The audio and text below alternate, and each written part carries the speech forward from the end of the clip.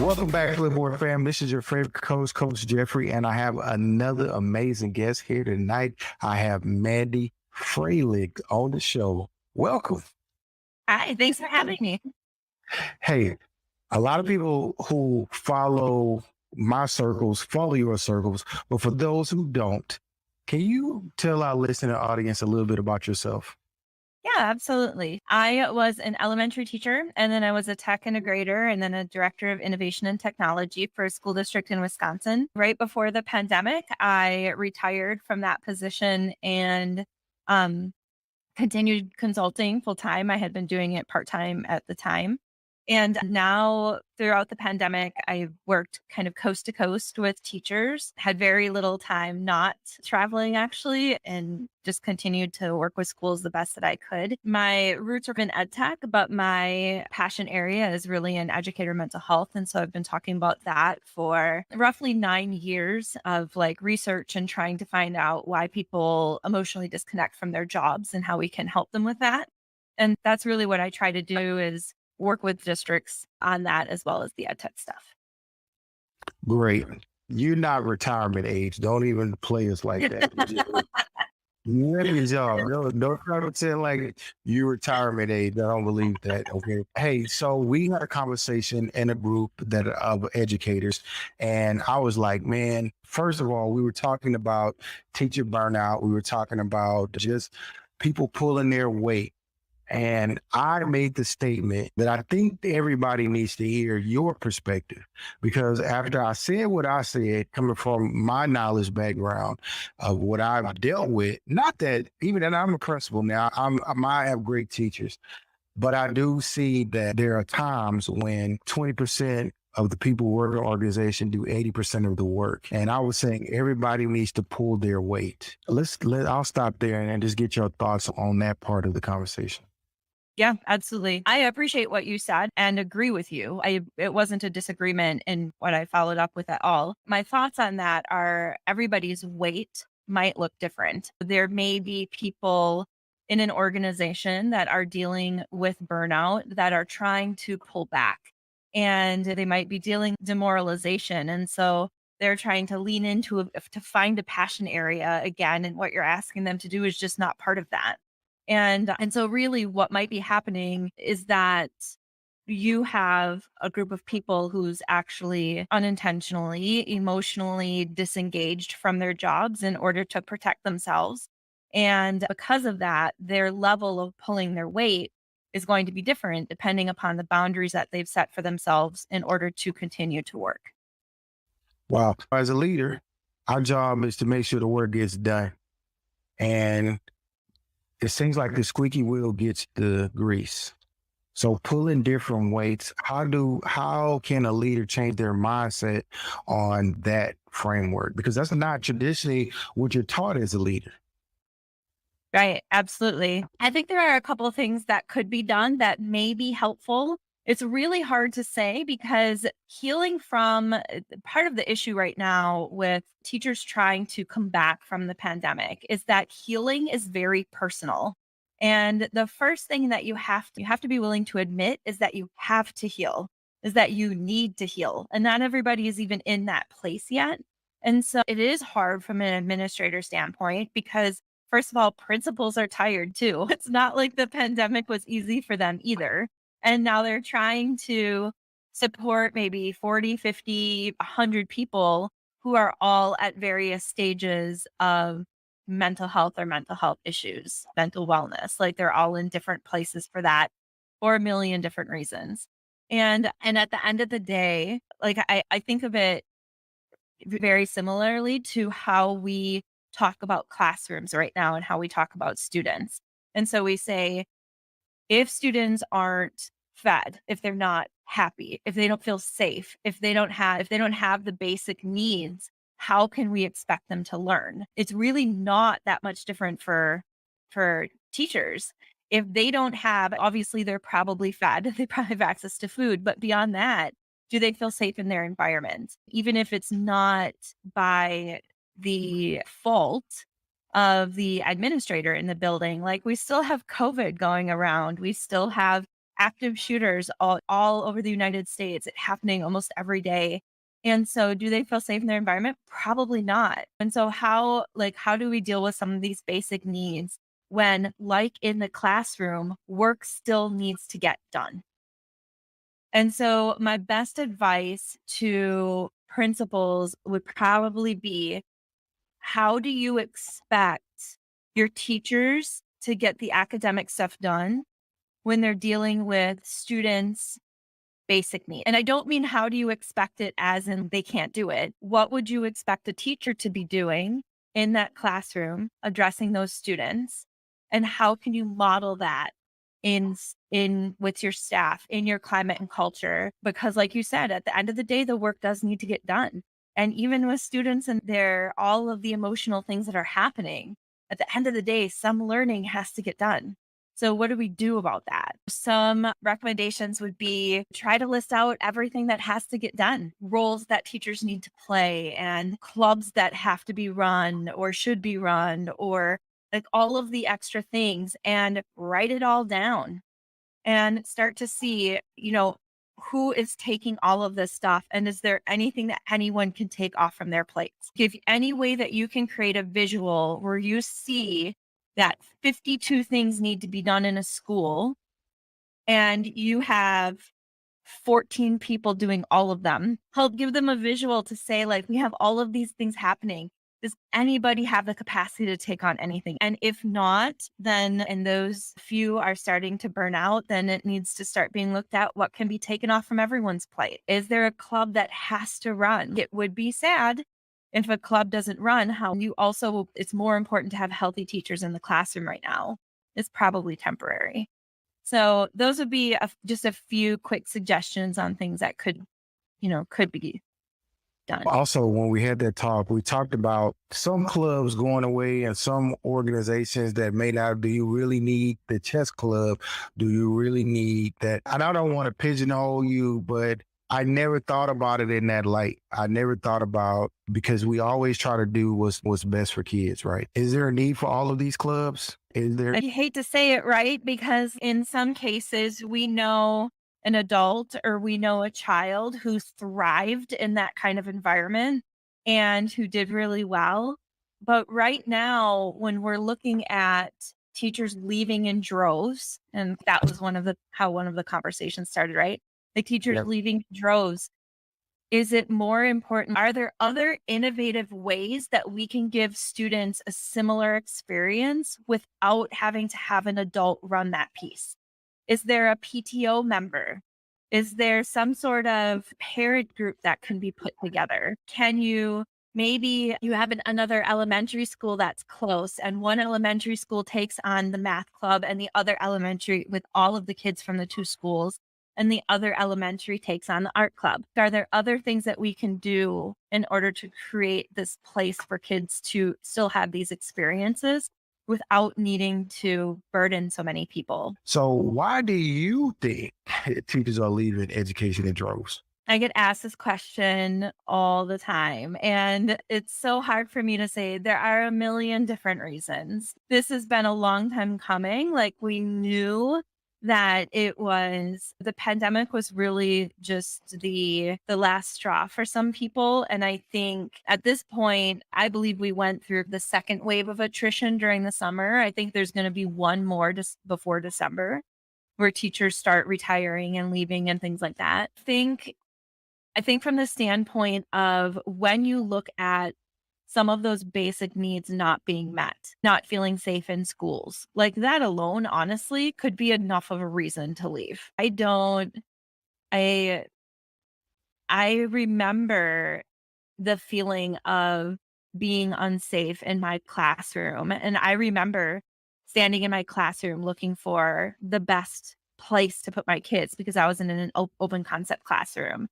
And I felt like no matter what I did in that classroom, there was no way anybody would survive. And that was years ago before the shootings started happening on a regular basis. Like, until society really starts taking responsibility for some of the things that are happening in schools, it's going to be really difficult to keep teachers in there. They don't get paid enough to sacrifice their life with what's happening. I don't know if there's pay scale alive that would cover something like that. So there's the idea that the profession in general is not well respected. We're often asked to do the impossible, raise somebody else's kid, while sometimes not always agreeing with what's happening after they leave our care. It really is a difficult job. And I think that when pushed to the brink of when they need to decide between, am I going to be healthy or am I going to be sick and continue working in this volatile situation, they're going to leave. So there is no good answer, really. The only thing I really do think, until society gets its stuff together, the only thing that we can do is continue to try to support teachers and support principals and paraprofessionals and everybody working in education the best way that we can from the inside, and keep our fingers crossed and hope it works. There's a saying that's going around. It says that teachers quit principals. They don't necessarily quit their jobs. How do you feel about that statement? I think that if I would have read that 5 years ago, I think I would have said, that's probably 90% true. It's a generality, right? Like, it's not always going to be true. I would say right now, I don't think that's the case. I don't think that there is a principal out there that if a teacher is done, is going to be able to keep them there solely on their leadership style. I also think that in the systemic place that we are now, telling principals that they're solely responsible for engaging their teachers, emotionally engaging their teachers when we've gone through something so unprecedented, is unrealistic and unfair. And I've said this before, and it's not probably one of my most popular quotes, but I've said it's never the responsibility of leadership to emotionally engage a teacher. It's just not. It's the teacher's responsibility to stay emotionally engaged. It is the job of leadership to put supportive measures in place so that teacher feels like they have the ability to stay emotionally engaged. But at the end of the day, leadership cannot emotionally engage somebody. Somebody has to make that choice. And so I don't think leadership can do that. And I think it's really unfair at this time with the systemic issues we have to say that they can. So I'm going to share something about myself that I probably shouldn't, but I am. It's hard for me to encourage emotional engagement from a leadership standpoint. And I have to manage my own emotional stability throughout the pandemic as well. What would you tell a principal like me in that situation? If I got a little bit of gas in my gas tank and you showing up with no gas in your gas tank, I just don't feel like giving you my gas. Oh, what do I do? And that's healthy. That's a healthy boundary to have. I think that the thing with being a principal is that it goes back a little bit to what I just said. It's not your responsibility to emotionally engage somebody. Yeah. It is, first, they have to understand that they are disengaged, if they are disengaged, and then they have to make the choice to do what they need to do to heal from that disengagement. And the healing itself, and this is one of the areas that we're in right now, is that people are trying to heal, and the process of healing is ugly. It's not, when you get to a place of healing, that feels better, but the process of healing is ugly. I equate it to if you cut yourself really bad and it's bleeding. And as it starts to heal, it does all of the gross things. First, it bleeds, then it scabs, and sometimes it gets gross pus and green stuff, and it itches and it's uncomfortable. And that really, to me, is a good analogy of what emotional healing feels like. Uncomfortable, it makes you angry, and you're supposed to lean into all of these emotions that we generally feel we call negative, even though they really just are emotions. Like, it is what it is. And it's hard for people around us, especially when they're dealing with their own emotions, to try to have the space for others when they need it.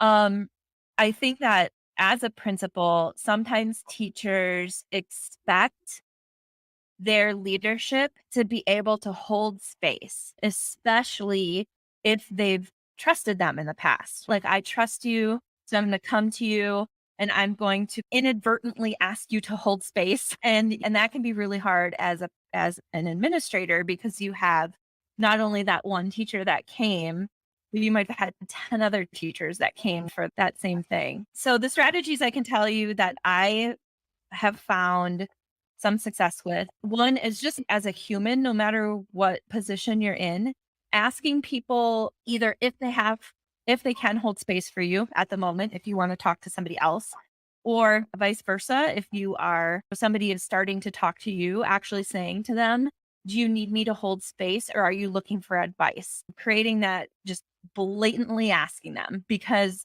you might be holding space when they're looking for advice, or you might be giving advice when they're not wanting it. And then knowing if you have the space to give. We talk about holding space a lot for other people, but if you're dealing with your emotional stuff, you may not have it. And I've had to say to people, I appreciate you and I want to be able to help you, but right now I don't have the space to hold. Like, I'm dealing with my own emotional stuff. Your stuff is going to put me over the edge. I haven't said that, but that's what I'm thinking in my head. I'm stop. There's no more space to be held. And so having those blatant conversations. Something else that I often recommend is to think a little bit about how your teachers want to be supported. And are you familiar with the love languages in a relationship? Yes, they do have the book somewhere over there. So Yeah. yes. So it's that same idea. What I've noticed with leadership is that teachers feel supported in different ways. And for example, when I first started thinking this through, I was talking to one of my mentors and I said, how do you feel supported by a superintendent? And he said, I feel supported when the communication is really good and I know what's happening.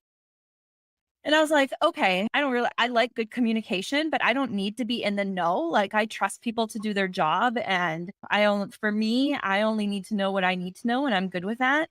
But what I feel supported by is when I know somebody has my back. Like, they know that I'm a hard worker.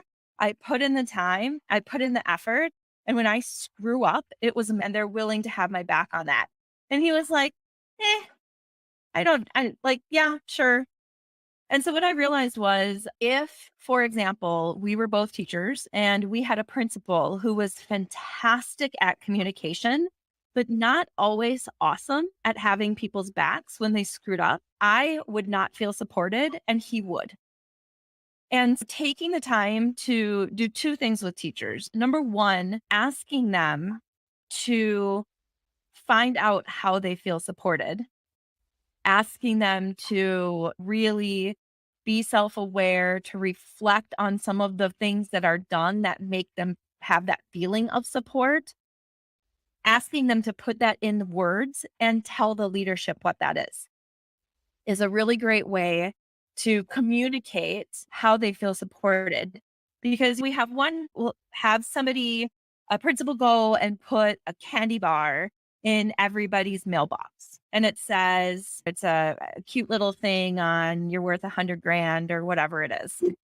And some of the staff will be like, oh my gosh, a candy bar. That is what I needed right now. That would be me. Like, because chocolate anytime is how I feel supported, like 100%. But then you'll get the people too who will be like, oh, nice. We get a candy bar in our mailbox, and won't really appreciate the effort that person went through to show their appreciation for them.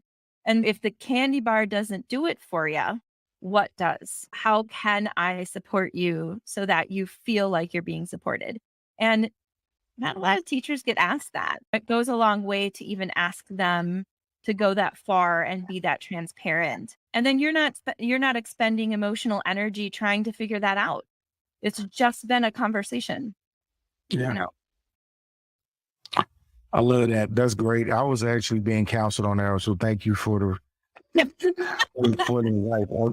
I'm definitely going to use that. I think it's important. I'm not going to sit up here and act like I'm super principled, but I have never asked teachers that question. How do you feel supported? Or write that down. I think that's something really good that I'm going to take away from this conversation that I can quickly implement. I do have one other question, and it's about the pandemic. Stupid question, but I'm going to ask it anyway. Do you, the teaching profession, really harmed during the pandemic? So here's what I think happened during the pandemic. So if you go to my website, if anybody's listening to this, you can go to my website. It's divergentedu.com. I have a graphic under resources that's called The Hierarchy of Needs for Innovation and Divergent Thinking. It's actually what my book, Divergent EDU, is based on, which was written pre-pandemic. What I think happened during the pandemic can actually be explained with that graphic. Basically, what the hierarchy is, it has several foundational levels that need to be put in place and that need to be solid in order to give teachers the best chance at being innovative thinkers. Things like innovation, creativity, those types of experiences, that's extra. That is not something that is a part of our typical human experience. Like that takes up extra capacity. And that's okay on a normal day when we're working and we're doing our jobs and everything's going well. But it does take up extra capacity. So the parts of the hierarchy, the foundational level is climate and culture. Then there's effective leadership. Then there's mindset, personal, professional learning, and then the top of the hierarchy. If all four of those pieces are solid and teachers are supported in those areas, again, it's going to give them the capacity to be able to think innovatively and creatively. What happened during the pandemic is a lot of the pieces of the hierarchy were not in place, and not by the fault of anybody, really. Climate and culture may have needed to be reestablished in a virtual setting, because climate and culture in a building and climate and culture in a virtual setting is not the same. Effective leadership was doing the best that they could at any given time with what they had, and what they did in a building may not have necessarily been effective in a virtual environment. Mindset, a lot of teachers were scared. They didn't have necessarily an innovative mindset. They didn't know what that virtual setting looked like. And then as far as the personalized professional learning, like a lot of districts were just throwing stuff out there and hoping something stuck because nobody knew what to do. Yeah. And so what really happened during that time is that we were challenging the hierarchy. We were saying, teachers, we need you to think innovative and creatively. We need you to rethink the system of education. We need you to rethink every lesson you've ever done and put it into a new way so that students can learn. But we had every foundational layer in the hierarchy disrupted. And so we were pulling from a well that had no water left. We were telling them to be innovative and creative, and we've maxed their capacity. And so that's why right now what's happening is we're seeing the fallout from that. The teachers were at max capacity, and they still are. And of course, again, talking in generalities, there's still people that are super happy in their jobs and are great with what they're doing and fine and good. And that is fantastic. But for a lot of people, that is basically what happened. If teachers prior to the pandemic had personalized learning components in their classroom already, and if they were relatively tech savvy, they fared better than teachers who didn't have the personalized learning components in there as far as the voice choice and pacing, because good online learning is really rooted in personalized learning. Those teachers tended to do a little bit better, but for everybody else, they were working at max capacity. Wow. That's deep. I never thought about that. So you mentioned that you have a book, the Divergent EDU. You have any other books on the way, or? Yeah, I actually have 4 books. The Fire Within and Reignite the Flames and the Educators Matchbook are all books about educator mental health. And then Divergent EDU is based on the hierarchy. It's about building capacity and innovative thinking. I have another book coming out probably at the beginning of next year. I was hoping at the end of this year, but it's already July. I don't know how that happened. That book is called The Wounded Healer. And that talks about, it's a general book it's for a general audience, but there will be a chapter for teachers in there. And it's really about how we bring things into the classroom, how we work with students when we have wounds of our own that we're trying to heal. And so that's really what that's about. And yeah, so that should be out next year. Yeah, I like the way you concisely speak about teachers' mental health. We glaze over it even in the media. It's only the symptoms, but they don't really get to the root cause. I think you're at the root Yeah. cause, so that's important. Where can our listening audience find you at? So you can find me at Froehlich M. It's at FROEHLICHM. Everybody always forgets that first H. Or you can find me at www.divergentedu.com.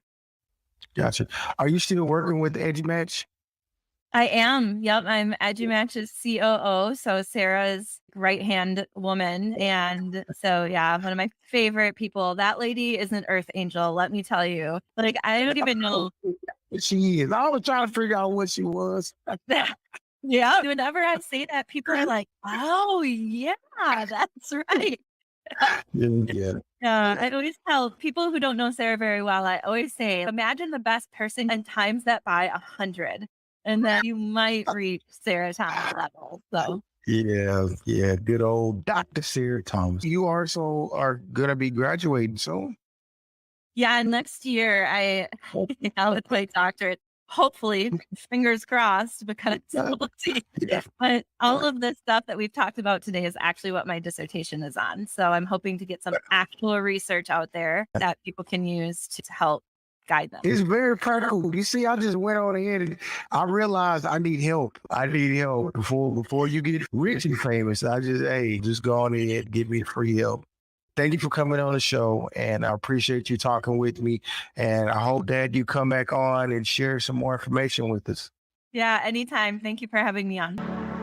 Welcome back, Flipboard fam. This is your favorite coach, Coach Jeffrey, and I am an award-winning podcast host and high school principal who is passionate about building capacity in educators.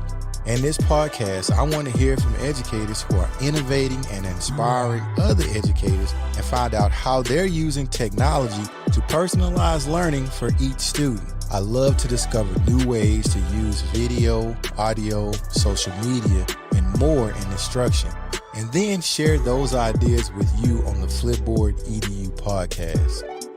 I believe that sharing and learning new techniques for flipping classrooms are vital to personalized learning and presents opportunities for our students post-pandemic. With this podcast, you can get inspired by real stories of educators who are using technology and pedagogy in creative ways to improve their teaching and learning for their students. So like we always do at this time, let's collaborate, communicate, and educate with the best educators in the world right here on Flipboard EDU Podcast.